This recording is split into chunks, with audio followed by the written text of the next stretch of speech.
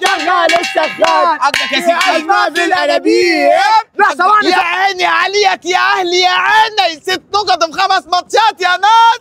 اهو كده الشغل يا أنبوبة علي. للمحبة، أنبوبة للغرام، لو تاخد مني واحدة هنشغل السخان. دي أزمة في الأنابيب، أنابيب.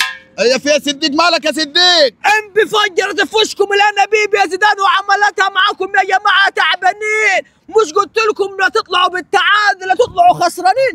ده الاهلي فلت من خساره النهارده. شغل يا لا والله لك فيه انا شغل طلع الكبريتي. هو كده مشيطين وحديهم. انت هتشغل الانبوبه هتمسك النار على بطل طول. الانبوبه يا احمد، هنروحوا في داهيه يا صديق. عادي يا صديق، ماتش من الماتشات، تعادل مفيش مشكله، والدوري لسه طويل يا صديق. دوري لسه طويل يا تعبان. انت ليك 3 ماتشات تتعادل وماتش تخسر. ده حتى الماتش اللي فزت واخد بالك فزت بدوبات شغل سلطه يعني. معانا ديانج النهارده يا حاج صديق. ماله ديانج؟ دعك الدنيا دعك ما شاء العيب الله. مش في ديانج، ملعب فيها العيب في البلوني.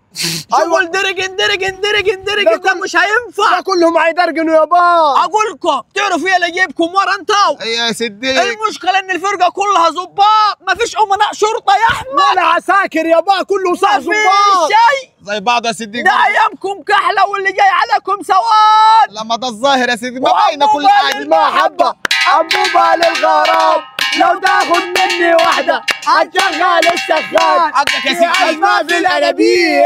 لا ثواني انابيب. لا حقك يا عمي، بس عموما يا صديق كل اللي انت هتعمله ده مش ناسيه برضه. ليه؟ وباذن الله قريب قوي راح اعمل معاك الصح. يا راجل تعمل صحية ولا غلط؟ رفعة الجريد امبارح ما عجبتنيش خالص. ولا أنا ما عجبتنيش برضه. اسمع يا حاج صديق، والله عظمي طقطق امبارح محامل في الدار. انا كده مكملش معاكم، انا رايح الجيش اضرب نهاردي كده يعني تضرب يا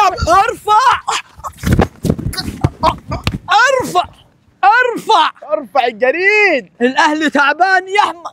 النبي يا بابا ما عارف تعبان ولا حد عامل لهم حاجه، ده فين الدنيا عندهم. ما قلت لك أنا يا ولد الفرقة كلها واخد البالك، كلها ظباط، ما فيش اللاعب واخد البالك يا الجندي الميول اللي يشيل الفرقة يا أحمد زي زمان. اي والله يابا، ده حتى دينج دلوقتي هيتدلع في حكايه النجوميه دي. ديانج والله ما زي بعضه. سلامتكم، الف سلامه عليكم. وبعدين الاهلي على قديته ده المركز ال15 ده عايش ونش يسحبوا من تحت يا احمد. اقلب على الفيسبوك يا باو هيجيبوا لك الجدول وابص فين الاهلي، طب فوق طب تحت طب في النص، ما لقيهوش خالص في الصوره. هيقول لك قال ايه انقر، قال للصوره الثانيه قال هتلاقي الاهلي جواها. يعني انت نقرت ولقيته ولا لقيتوش.